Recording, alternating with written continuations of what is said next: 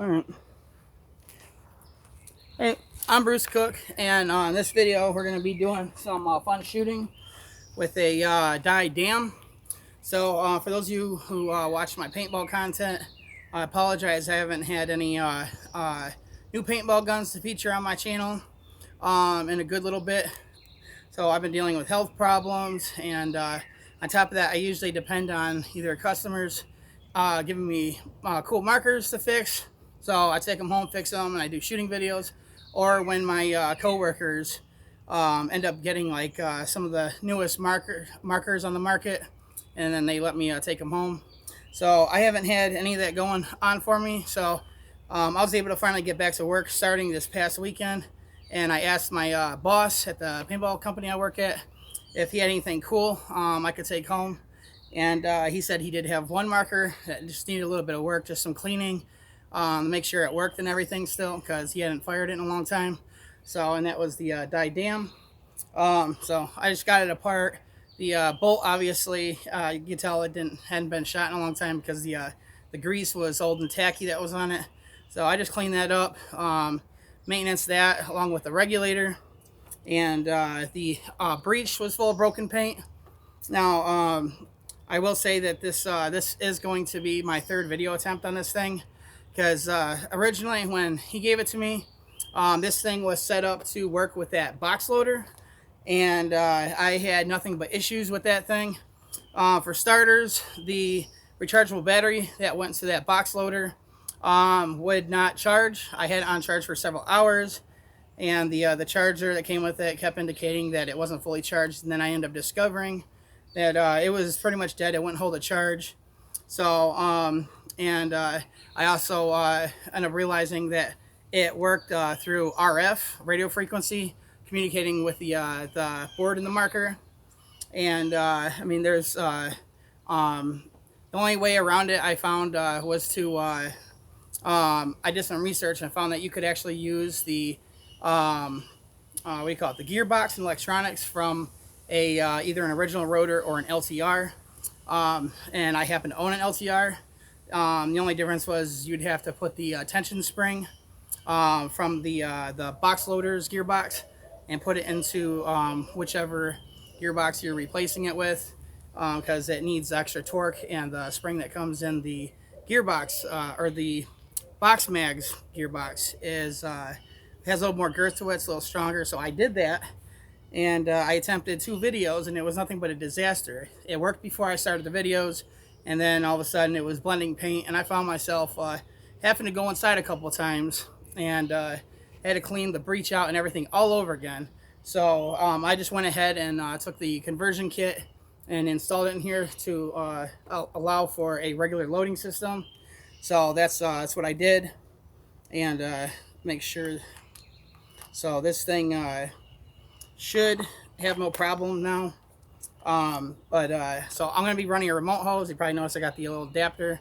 So I do have a pod pack that accommodates a tank in the back. It's in my shed though. It's musty. It's going to stink really bad. So I just decided to put my tank in my backpack. I do have a couple thousand PSI.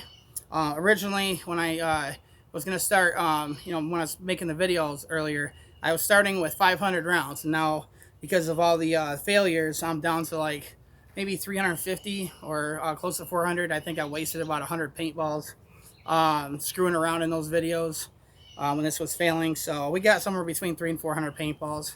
It's enough for almost a couple full loaders worth of paint. So that's what we're going to do.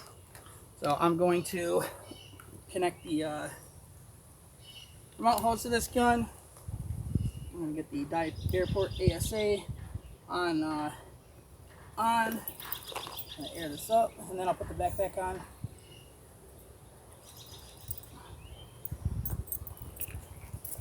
Oh yeah.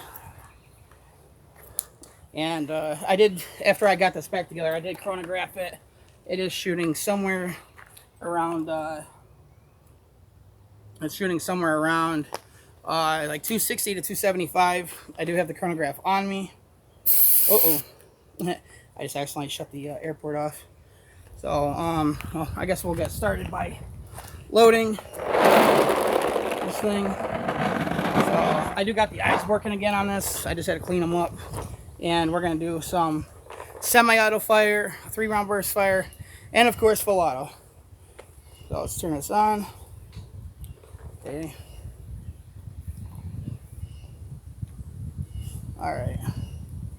So hopefully this thing will work for us this time. Obviously if you're watching this, then it did. Alright, here we go. Oh, I got a yellow jacket pestering me back here.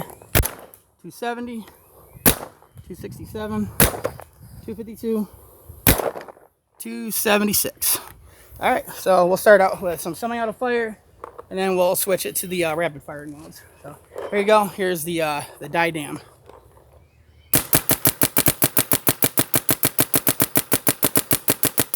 Works a heck of a lot better with the regular loader on here. So we're gonna switch firing modes to 3-round burst. Here, go for that tire. And this that just fired. That just fired.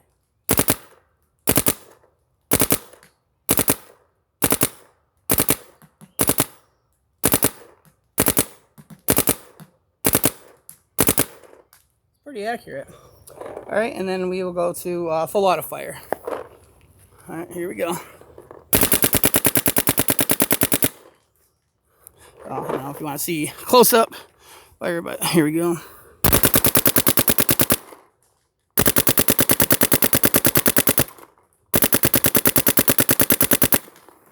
Tell you, with all this extra weight on here, this is obviously shooting a heck of a lot smoother than a modern high-end gun that weighs only around 2 pounds or less.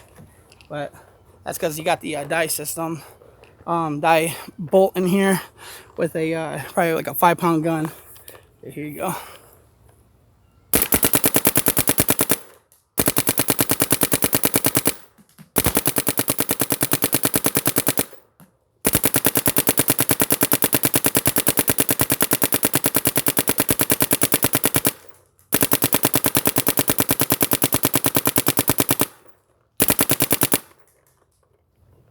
And we're going to go back to semi-auto fire just because we know this thing's popcorning, and it seems like this thing is dry firing here and there, even though the eyes are on it and working. I just don't feel like taking this thing back apart.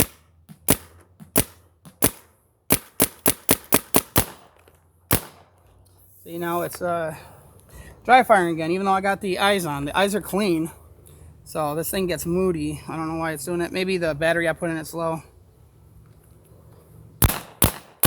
So, but anyways, there you have it. That's the Die Dam.